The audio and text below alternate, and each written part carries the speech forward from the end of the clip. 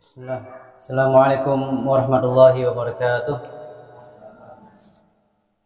Innal hamdalillah nahmaduhu wa nasta'inuhu wa nastaghfiruh wa na'udzu billahi min shururi anfusina wa min sayyiati a'malina may yahdihillahu fala mudilla lahu wa may yudlil fala hadiya lahu. Asyhadu an la ilaha illallah wahdahu la syarika lahu wa asyhadu anna Muhammadan 'abduhu wa rasuluhu la nabiyya wa rasula ba'dahu. Ya alladzina amanu taqullaha haqqa tuqatih wa la tamutunna illa wa antum muslimun. Ya ayuhan nasu taqu rabbakum alladzi khalaqakum min nafsin wahidah wa khalaqa minha zawjaha wa batha minhuma rijalan katsiran wa nisaa'a wattaqullaha alladzi tasaaluna bihi wal arham innallaha kana 'alaikum raqiba. Amma ba'du fa inna asdaqal hadithi kitabullah wa khairal hadi hadi Muhammadin sallallahu alaihi wasallam. Syarrul umuri muhdatsatuha fa inna kulla muhdatsatin bid'ah wa inna kulla bid'atin dhalalah wa kulla dhalalatin finnar.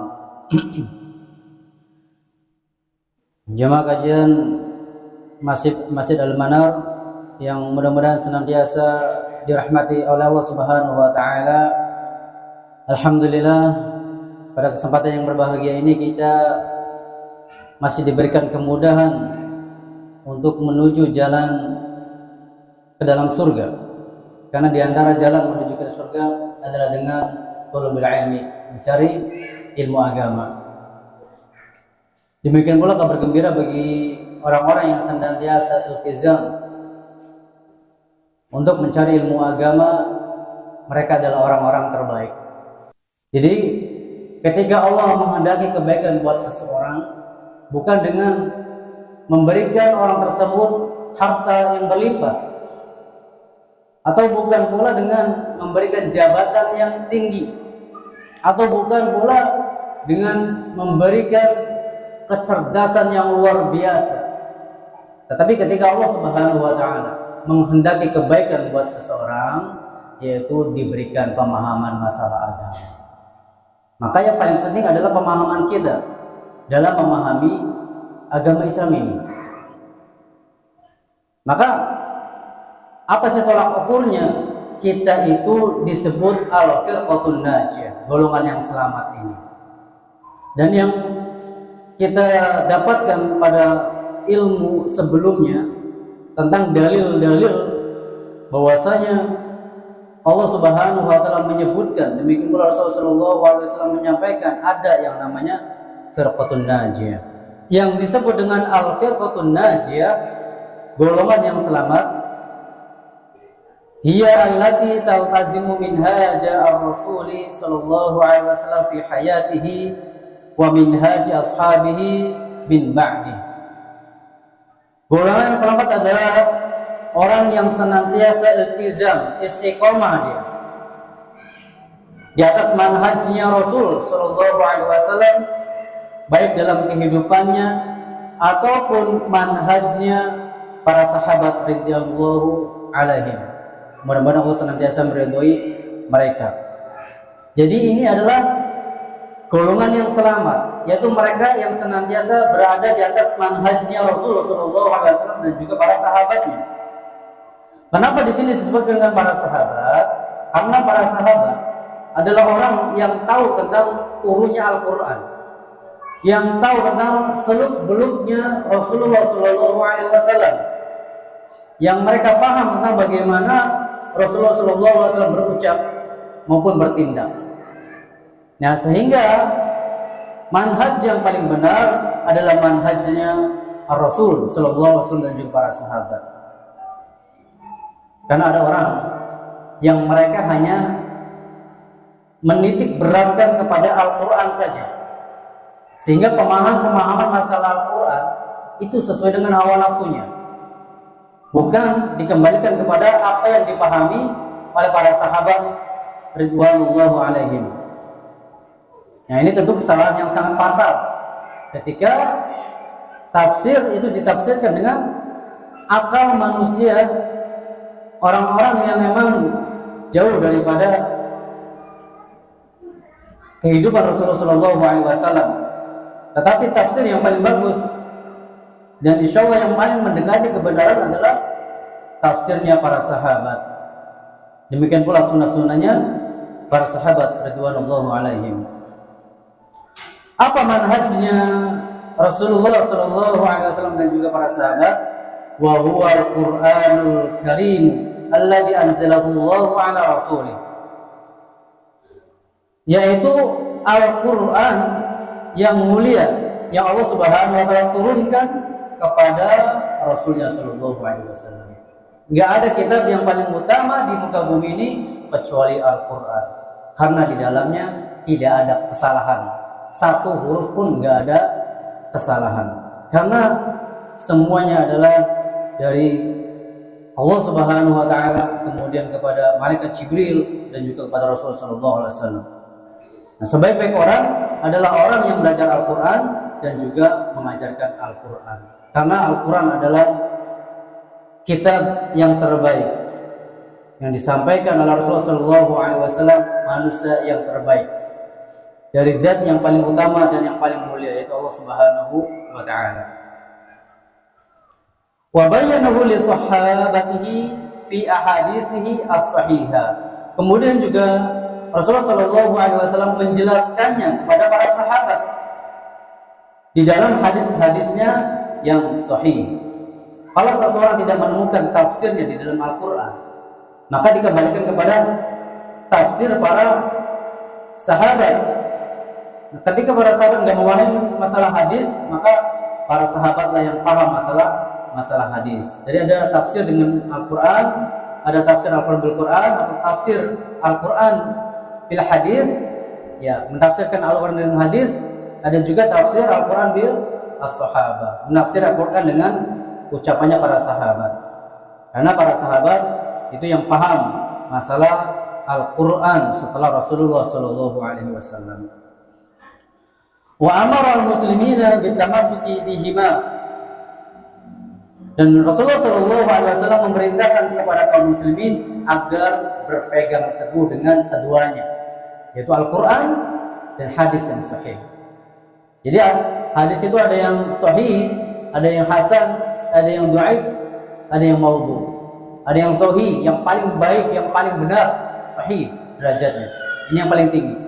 Kemudian hasan, baik dia, kedudukannya kedua setelah sahih. Ada yang dhaif. Kalau sahih dan hasan itu bisa diamalkan dalam masalah beribadah.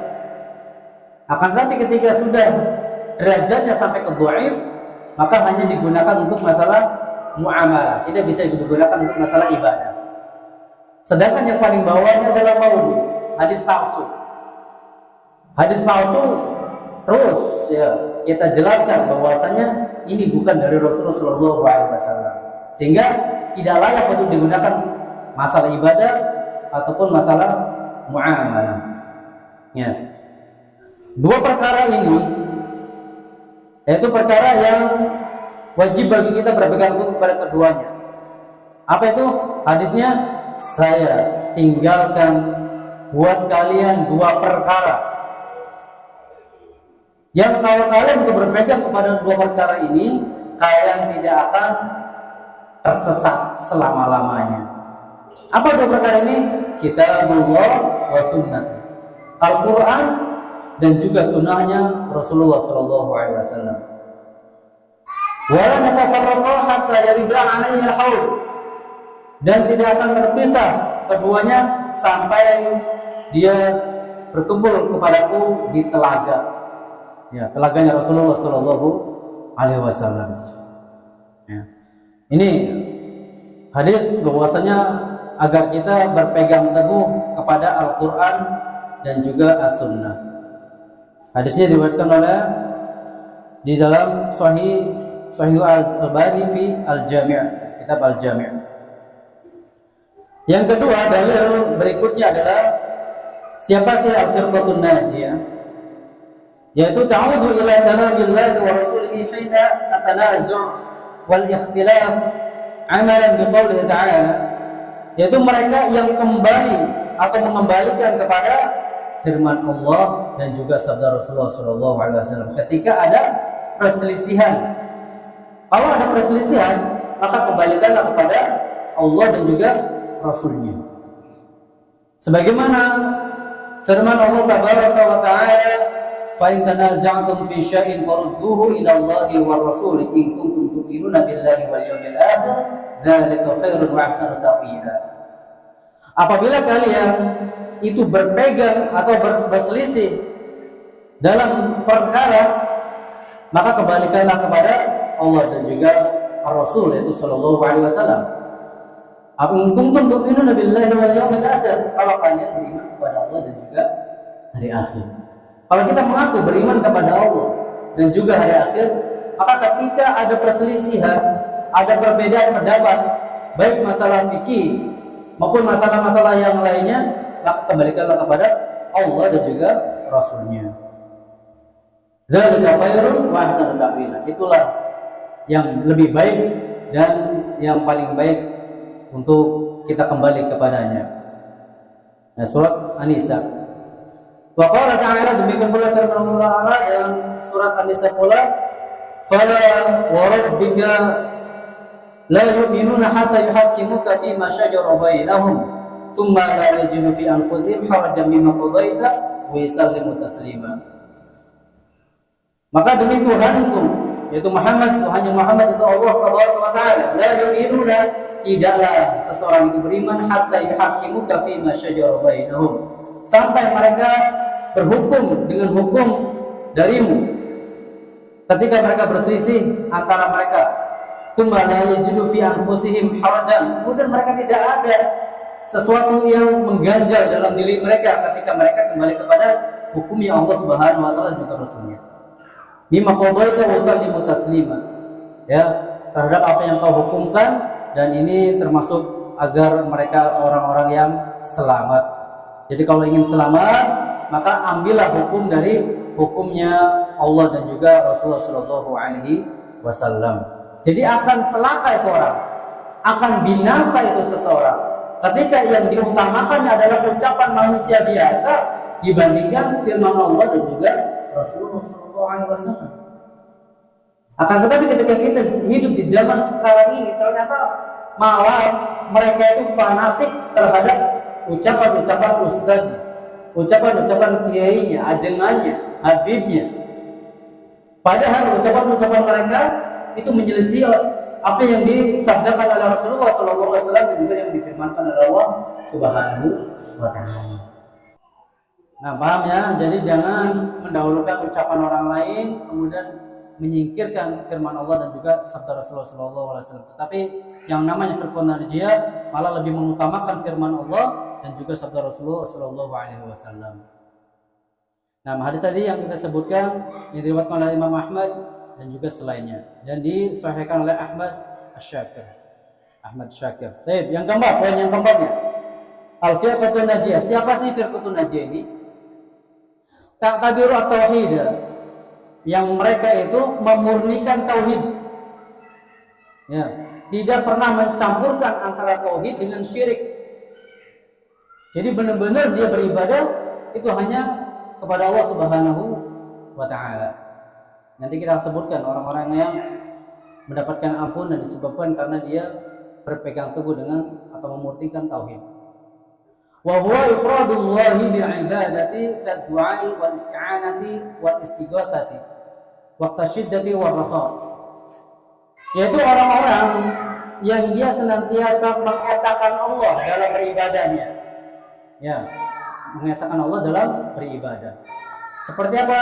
Doa, isti'anah dan juga istighatsah. Ini diantara contoh doa, ya, antara ibadahnya adalah doa. Jadi kalau kita berdoa, itu doanya kepada Allah, bukan berdoa kepada kuburan, bukan berdoa kepada jin, bukan berdoa kepada syaitan. Sehingga ketika kita masuk ke dalam hutan belantara, jangan minta perlindungan atau berdoa kepada syaitan. Mbah fulan, punten, anak cucunya pengen lewat. Jangan seperti itu. Tetapi ya berdoa kepada Allah, ya Allah, selamatkan aku dari segala gangguan jin ataupun syaitan. Ya. Kalaupun kita berdoa, doa yang paling utama adalah doa yang dicontohkan oleh Rasulullah SAW. Doa buat orang tua, Rabbighfirli wa liwalidayya warhamhuma kama rabbayani shaghira. Ini juga termasuk ibadah, akan dapat pahala.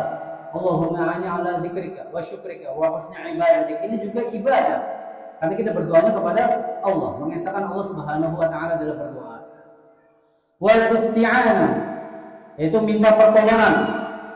Minta pertolongan kita hanya kepada Allah. Setelah kita minta pertolongan kepada Allah, boleh seseorang itu minta pertolongan kepada manusia. Jangan dibalik. Minta pertolongan kepada manusia terlebih dahulu, kemudian baru minta tolong kepada Allah. Bahkan yang lebih parahnya adalah dia senantiasa menyandarkan dirinya kepada manusia. Nah, kalau kita istighotsah, maka mintalah istighotsah kepada Allah Subhanahu wa taala. Ya, bukan kepada makhluknya. Waqta syiddah wa raha, baik dalam keadaan genting maupun dalam keadaan luang. Jadi senantiasa kita beribadah kepada Allah baik dalam keadaan genting maupun dalam keadaan kosong ataupun masih bebas ataupun masih luang. Bukankah Rasulullah sallallahu alaihi wasallam bersabda, "Arif ila wajhi raha ya'rifka fi syiddah." Kenalilah Allah Subhanahu wa taala dalam keadaan raha. Raha maksudnya dalam keadaan luang, masih santai, masih bebas. Seolah-olah enggak ada masalah. Ya, kenali Allah. Maksudnya apa? Salat berjamaah 5 waktu di masjid. Kemudian baca Al-Qur'an, zikir kepada Allah. Intinya ingat kepada Allah Subhanahu wa taala dalam keadaan dia bahagia. Mendapatkan rezeki, alhamdulillah. Dia masih ingat kepada Allah. Ketika dia mendapatkan misalkan keseleo ataupun tertusuk jarum, dia ucapkan innalillah, ataupun kehilangan sesuatu dia ucapkan innalillah. Allahumma ajurni fi musibati wa akhlif li khairan minha. Ini juga dia mengingat Allah Subhanahu wa taala. Jadi dalam keadaan dia mendapatkan kemudahan, dia senantiasa ingat kepada Allah. Enggak sombong dia. Ya, senantiasa ingat kepada Allah Tabaraka wa taala. Maka Allah Subhanahu wa taala akan mengenalinya ketika dia dalam keadaan genting, dalam keadaan kepepet, dalam keadaan dia masih hidupnya miskin. Ya. Allah akan kenal dia, Allah akan bantu dia. Walaupun kehidupannya hanya bisa makan sekali, tetapi dia masih mengingat Allah Subhanahu wa taala sehingga dia pun menjadi orang-orang yang senantiasa istiqomah untuk mengucapkan alhamdulillah. Jadi kebahagiaan seseorang diantaranya adalah ketika dia bersyukur kepada Allah Subhanahu wa taala. Insyaallah ya, kalau dalam keadaan kepepet, kalau kita sudah ingat Allah Subhanahu wa taala, Allah akan bantu. Ya. Kemudian wadzabhi wan nadri, di antara bentuk ibadah adalah menyembelih dan juga nazar. Menyembelih itu enggak boleh kita sembelihan tersebut untuk Nyi Roro Kidul, Nyi Roro Jombrang, ataupun sesembahan buat jin fulan ataupun syaitan fulan, enggak boleh. Yang namanya sembelihan hanya untuk Allah Subhanahu wa taala. Jadi walaupun sembelihan tersebut kita ucapkan bismillah, Allahu akbar, tetapi diberikan buat dikhususkan untuk jin, maka sembelihan tersebut itu haram, nggak boleh dimakan. Kenapa? Karena ini untuk selain Allah. Kalau untuk selain Allah, maka haram hukumnya kita memakan sembelihan tadi, walaupun diucapkan bismillah. Apalagi tidak mengucapkan bismillah dan juga dikhususkan kepada selain Allah Subhanahu wa taala, maka ini lebih haram lagi. Nah, seperti kita lihat ada orang tradisi di laut, mereka menyembelih kerbau, kemudian kepalanya diarungkan di laut, tujuannya untuk penghuni laut agar panen ikannya lebih banyak lagi. Ini termasuk perbuatan syirik, mengorbankan hewan untuk selain Allah Taala. Nah, ini termasuk perbuatan syirik, walaupun itu dihiasi dengan zikiran terlebih dahulu, bacaan Al-Quran terlebih dahulu sebelum diarungkan itu kepala kerbau. Tetap nggak boleh, walaupun dihiasi dengan syariat seperti baca Al-Quran ataupun zikiran yang lainnya. Ataupun ketika seseorang ingin mendirikan rumah, ya mereka nyembelih apa? Ayam cimani apa? Cimani, nah, yang hitam semua itu. Ya. Pokoknya kulitnya hitam, bulunya hitam, cekernya hitam, ya semua seluruh hitam disembelih buat jin fulan. Tujuannya agar rumahnya tersebut itu dijaga dari gangguan. Nah ini juga termasuk perbuatan syirik. Ya, nggak boleh seseorang itu mengorbankan dirinya ataupun mengorbankan hewan yang sembelihannya untuk selain Allah Subhanahu wa taala. Wan nadar, dan nadar juga sama. Ya, nadar ini termasuk ibadah. Tetapi nadar ini biasanya dilakukan oleh orang-orang yang pelit. Kenapa disebut dengan orang yang pelit walaupun ini termasuk syarat Islam? Karena dia tidak mau beribadah kecuali Allah memberikan sesuatu kepada kita.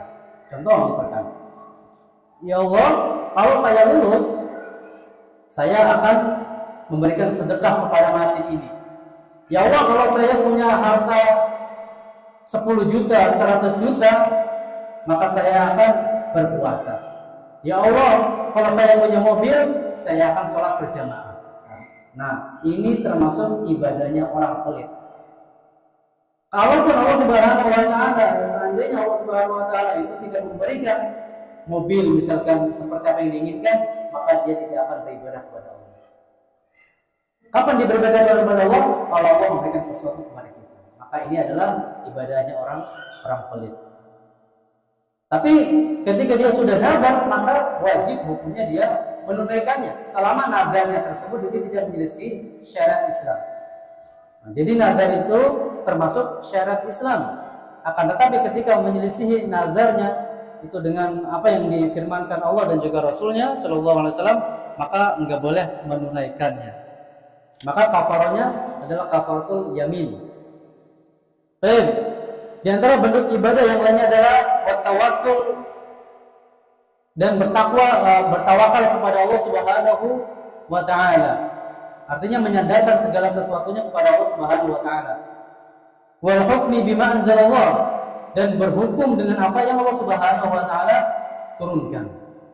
Ya, banyak sekali syarat-syarat Islam dan inilah yang harus kita berhukum di atasnya, yaitu di atas Al-Qur'an dan juga sunnah Nabi sallallahu alaihi wasallam. Wa ghairi dzalik min anwa'il ibadah, dan yang selainnya dari macam-macam ibadah. Huwal asasul ladzi tubna alaihi daulat islamiyah. Ini adalah fondasi yang dibangunnya daulah Islamiyah as-sahihah yang benar.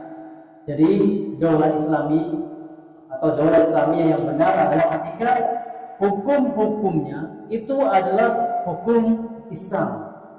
Ya, maka akan terbentuk tuh daulah Islamiyah dengan sendirinya.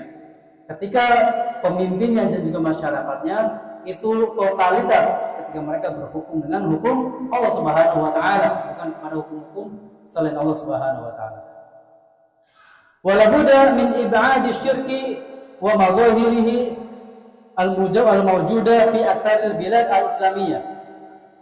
Dan harus meninggalkan kesyirikan dan juga sesuatu yang nampak keburukan yang sudah ada di kebanyakan negeri-negeri Islam. Misalkan di negeri kita ada kesyirikan dan kita jauhi itu kesyirikan. Ataupun yang nampak kemaksiatan di depan mata kita, walaupun kita berada di negeri Islam, tetap kita harus meninggalkan apa-apa yang haram tersebut. Enggak boleh kita masuk ke dalamnya. Ini yang disebut dengan kita berhukum dengan hukum Allah Subhanahu wa taala. Li'annahu min muqtadiyat tauhid. Karena kalau kita beribadah kepada Allah Subhanahu wa taala, ini akan tegak tauhid. Ya, akan tauhid itu menjadi murni lagi. Wala yumkinu an-nasru li ayyi jama'atin tuhmalu at-tauhid. Tidak ada pertolongan kepada sebuah jamaah melainkan dengan mentauhidkan Allah Subhanahu wa taala. Wala takafahu asyad bi anwa'iha uswatu Rasul sallallahu alaihi wasallam jami'an wa bi rasulina al-karim sallallahu wasallam alaihim ajma'in. Demikian pula kita membela Rasul sallallahu alaihi wasallam juga para rasul yang lainnya dengan cara meninggalkan kesyirikan. Baik. Poin yang kelimanya, agar kita termasuk golongan yang selamat. Siapakah mereka golongan yang selamat? Yuhayyuna sunan Rasul sallallahu alaihi wasallam fi ibadatihim wa sulukihim wa hayatihim fa asbahu ghuraba baina qaumihim. Yaitu mereka yang menghidupkan sunnah Rasulullah sallallahu alaihi wasallam di dalam ibadahnya, di dalam tindak tanduknya, di dalam kehidupannya. Maka orang tersebut akan menjadi orang yang berubah di antara kaumnya. Nah, jadi orang yang selamat atau firqatun najiyah adalah orang yang menghidupkan sunnah Rasulullah Sallallahu Alaihi Wasallam. Dan ketika dia menghidupkan sunnah Rasulullah Sallallahu Alaihi Wasallam dalam kehidupannya, baik ibadahnya, baik tindak tanduknya, semua kehidupannya seperti apa yang dilakukan oleh Rasulullah Sallallahu Alaihi Wasallam, maka dipastikan dia akan menjadi orang yang berubah, orang yang asing di antara kaumnya. Kita lihat orang yang pakai cadar, perempuan yang pakai cadar dianggapnya menjadi ninja.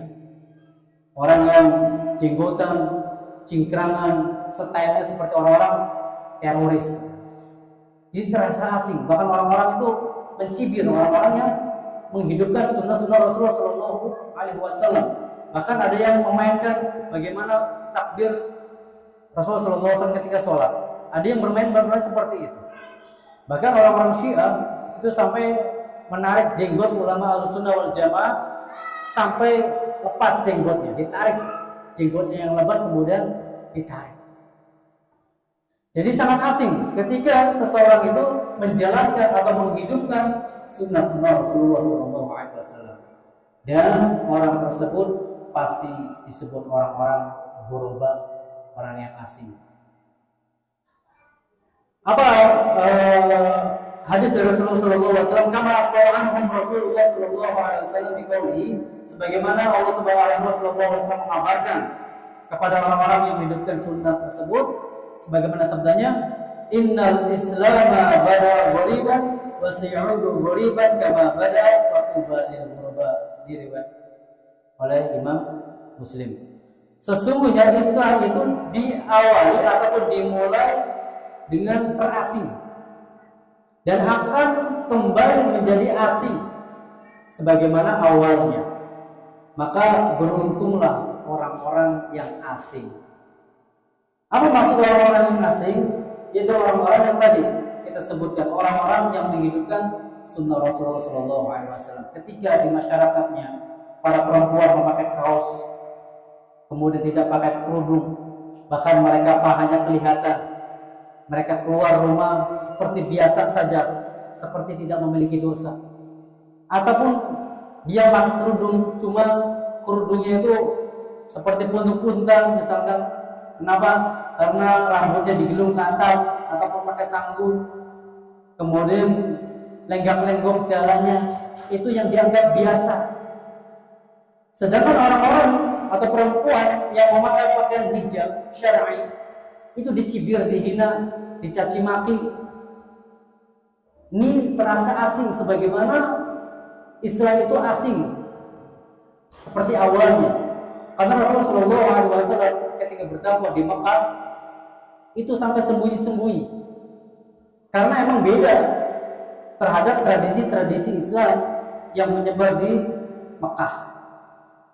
Maka Rasulullah SAW pun diusir, ya. Sehingga bersabarlah orang-orang yang terasing. Jangan ketika dicibir, dihina, dicaci maki, kemudian kembali lagi ke tradisi-tradisi jahiliyah. Walaupun sendirian, maka tetap ini disebut dengan orang-orang yang selamat. Baik. Wa fi riwayat, di riwayat yang lainnya, fatuba lil ghuraba, beruntunglah orang-orang yang asing. Alladzina yuslihuna idza fasada nas, yaitu orang-orang yang senantiasa melakukan kebaikan ketika orang-orang itu rusak. Ketika di masyarakatnya rusak, dia beristiqomah dengan apa yang diajarkan oleh Rasulullah SAW. Ketika di sampingnya gejor-gejoran gede-gede, apa nyalain musik, dia senantiasa istiqomah mendengarkan murotal. Ketika orang-orang yang lainnya senantiasa melakukan maksiat, dia masih senantiasa istiqomah menghidupkan sunnah. Sebagaimana hadis Rasulullah SAW yang diriwayatkan oleh Imam Abu Dawud tentang masalah jual beli ainah dan juga yang lainnya. Idza tabayatum bil ainah wa raditum adnab al baqar atau wa aqadtum adnab al baqar wa raditum biz za' wa raditum al jihad sallallahu alaikum dhullan la tanjawha hatta tarji'a ila dinikum. Ketika seseorang itu melakukan jual beli ainah, itu yang pertama. Kemudian yang keduanya, apabila seseorang itu disibukkan dengan peternakannya. Dan yang ketiganya, ketika seseorang itu disibukkan dengan pertaniannya. Dan yang keempat, ketika seseorang meninggalkan jihad, apa kata Allah Subhanahu wa taala? Allah Subhanahu wa taala akan hinakan kalian. Orang empat golongan ini akan hina di hadapan Allah Subhanahu wa taala. Allah tidak akan muliakan dia. Allah tidak akan angkat derajat dia di sisi Allah Subhanahu wa taala. Tapi Allah Subhanahu wa taala hinakan dia. Jerembabkan dia ke dalam api neraka. Yang pertama tadi kita sebutkan jual beli ainah. Yang kedua, dia sibuk dengan pertanian peternakannya. Entah ternak ayamnya, ternak sapinya, ternak kambingnya, ataupun peternakan yang lainnya. Sampai-sampai dia lupa untuk beribadah kepada Allah Subhanahu wa taala. Sampai-sampai dia lupa untuk berzakat. Ya, di jalan Allah Subhanahu wa taala. Sampai dia lupa untuk berpuasa. Disebutkan apa? Sibuk dengan peternakannya. Demikian pula orang yang sibuk dengan pertaniannya. Waktunya Ramadan. Wah, ini lagi panen-panennya ini. Akhirnya mereka tidak puasa, panen dia. Akhirnya minum, makan. Kenapa katanya? Ya Ustaz, kalau saya nggak makan, nggak minum, nggak bisa gebor, nggak bisa ngeremi. Nah, berarti dia sudah disibukkan dengan pertaniannya orang ini. Apalagi ketika sholat, dia tidak sholat. Apa katanya? Ustaz, bajunya kotor, masjidnya jauh. Ini hanya alasan-alasan orang yang lemah imannya. Orang yang malas untuk beribadah kepada Allah Subhanahu wa taala.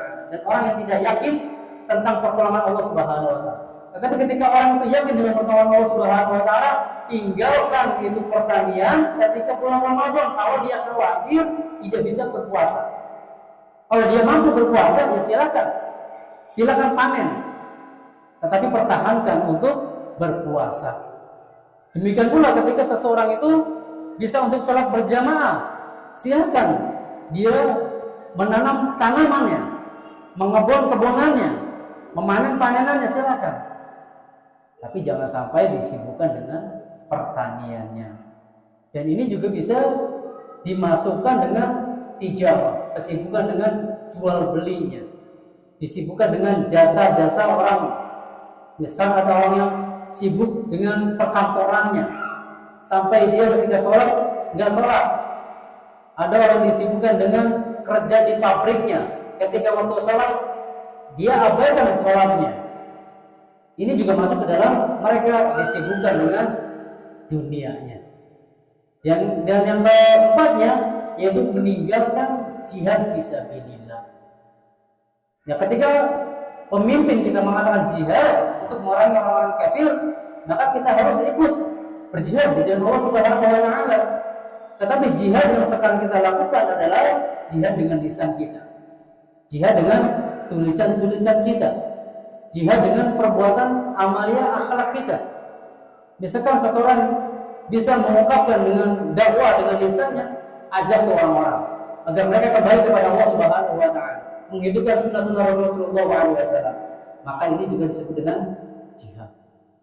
Ketika seseorang hanya bisa mengetik misalkan di Facebooknya berarti isinya adalah isi yang mengajak seseorang kepada Allah dan juga Rasulullah SAW, ini juga disebut dengan jihad.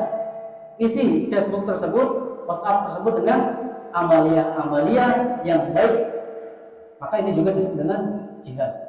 Dengan akhlak kita juga, ketika kita bertemu dengan orang lain ucapkan salam, ketika kita bermuamalah dengan tetangga kita, muamalah dengan baik, dikasih senyum. Kalau ada orang yang membutuhkan misalkan jasa kita, kita bantu. Jangan kita berat tangan untuk membantu orang lain. Nah, ini fungsinya kita belajar ilmu agama, yaitu untuk melembutkan hati kita, bukan untuk mengeraskan hati kita. Ketika ada orang-orang yang membutuhkan, kita bantu semampu yang kita bisa lakukan. Jangan dicibir, jangan dihina, ataupun jangan dibully. Ya, bantu semampu yang kita bisa lakukan. Baik, ini sampai jam berapa nih panitia? Jam 11. Baik, kita cukupkan di poin yang ke berapa tadi? Ke-7 ya. Kelima ini, kelima. Ya, ke-6 belum, al-firqatun najiyah tatasub yang kelima. Insyaallah pertemuan berikutnya kita di poin yang ke-6. Wallahu ta'ala bissawab. Sebelum kita tutup, ada pertanyaan ini. Bagaimana kalau punya orang tua terlalu mengagungkan wali daripada Rasulullah Sallallahu Alaihi Wasallam? Alasannya hanya karena Islam di Indonesia yang menyampaikan ialah wali. Kita nasihati dengan ucapan yang telah kita sebutkan tadi. Ketika wali tersebut itu menyelisihi firman Allah dan juga Rasulullah Sallallahu Alaihi Wasallam, mana yang diutamakan? Tentu firman Allah dan juga sabda Rasulullah Sallallahu Alaihi Wasallam. Tinggalkan ucapan wali kalau memang menyelisihi. Tetapi kalau ucapan wali tersebut itu sepakat atau sesuai dengan apa yang difirmankan oleh Allah dan juga Rasulullah, maka kita terima wali tersebut. Tapi misalkan kalau ada seorang wali yang dia menjadi wali Allah dengan cara duduk semedi, nggak berhari-hari, bertahun-tahun sampai lumutan, nggak sholat, terus kencingnya gimana? Wallahu ta'ala. Kalau kencing berarti kencing di situ. Nggak mungkin seseorang itu nggak kencing bertahun-tahun, mati dia. Nggak mungkin BAB bertahun-tahun, mati dia. Kalau kencing bertahun-tahun nggak bisa kencing, nggak bisa BAB, apalagi nggak bisa makan bertahun-tahun. Nggak sholat juga, nggak puasa juga. Ya puasa walau dia kalau masa medis mungkin nggak makan dan lain sebagainya. Intinya nggak melakukan ibadah yang lainnya, nggak bermuamalah. Padahal sebaik-baik orang adalah ketika mereka berinteraksi dengan orang lain, ya, mengajak orang lain kebaikan. Ujug-ujug jadi wali. Nah, kira-kira ini sesuai dengan apa yang disampaikan oleh Rasulullah SAW apa enggak? Kalau memang tidak sesuai dengan Rasulullah SAW, maka tinggalkan cara menjadi wali seperti ini. Bagaimana cara menjadi wali Allah Subhanahu Wa Taala? Taat kepada Allah Subhanahu Wa Taala.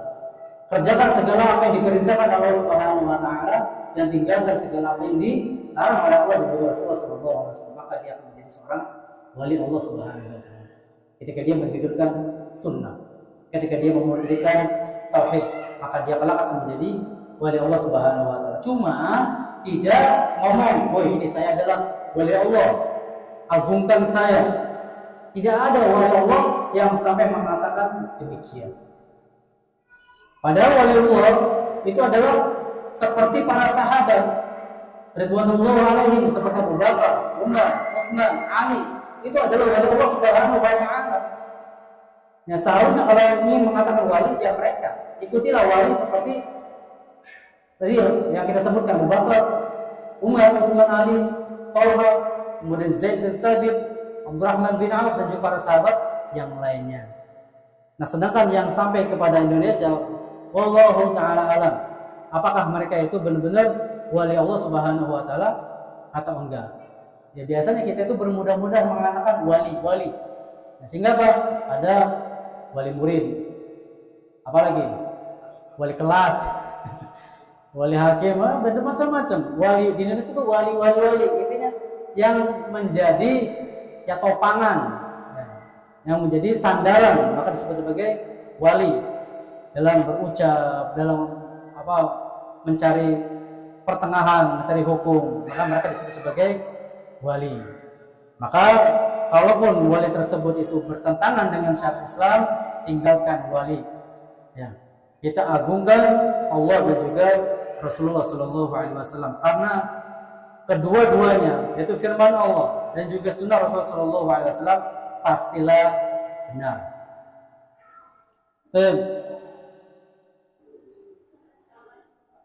Ustaz, izin bertanya, apa itu tawakal? Tawakal itu artinya dia itu berpasrah diri kepada Allah Subhanahu wa Ta'ala. Segala urusannya itu disandarkan kepada Allah. Kita sudah berdoa kepada Allah dengan sebenarnya doa. Hanya kepada Allah kita berdoa. Kemudian kita pun sudah berusaha sebaik-baik usaha. Tidak hanya bermalas-malas saja. Misalkan saya sudah berdoa, ya Allah, agar bisa mendapatkan rezeki, tapi bermalas-malasan. Ini salah. Yang penting sudah doa, kemudian sudah berusaha, entah bekerja dan lain sebagainya untuk mendapatkan rezeki, maka ini sudah memenuhi dua syarat. Yang ketiganya adalah tawakal, sandarkan semuanya kepada Allah Subhanahu wa Ta'ala. Ya. Baik. Pertanyaan berikutnya, Afan izin bertanya dan sekaligus untuk melakukan perihal cadar yang dikenakan pada saat kajian dan sholat, agar umahat memahami makna cadar yang wajib dibuka saat sholat dan kajian di ruang lingkup akhwat. Tapi kalau emang sudah tertutup, yang emang aman daripada pandangan laki-laki, maka silakan ya buka cadarnya, bukan kerudungnya. Namun cadar itu ya tersisa matanya saja. Ya, kalau emang sudah aman, misalkan di sini ada tingkat yang kedua dan khusus di situ hanya perempuan saja, silakan buka cadarnya. Tujuannya agar mereka saling mengenal. Ya, siapa fulana, kemudian bermuamalah baik dengan dia. Jangan sampai orang-orang baru itu dicuekin, nggak boleh. Ya, tujuannya agar saling mengenal antara satu dengan yang lainnya, antara akhwat satu dengan akhwat yang lainnya. Jadi boleh dibuka cadarnya kalau emang ruangan tersebut aman daripada pandangan laki-laki. Ketika kajian dan juga sholat, demikian pula sholat. Ya, kalau sholat tersebut tempatnya emang sudah aman, maka silakan dibuka cadarnya. Tapi kalau ya misalkan yang seperti ini masih belum aman, karena anak-anak kecil masih lalu lalang ataupun kipas tersingkap tirainya, itu masih belum aman. Jadi kalau emang tempatnya aman, silakan ya buka cadarnya, kemudian sholat itu sampai di dagunya, jangan di bawah dagunya. Ini bagi perempuan ya, karena itu termasuk aurat bagi perempuan. Wallahu ta'ala bishawab. Insyaallah kita akan melanjutkan kitab Fiqhun Najah di pekan berikutnya ataupun di bulan berikutnya. Dan wallahu ta'ala bishawab, kita tutup dengan doa kepada majelis. Subhanakallahumma wa bihamdika asyhadu an la ilaha illa anta astaghfiruka wa atubu ilaik. Assalamualaikum warahmatullahi wabarakatuh.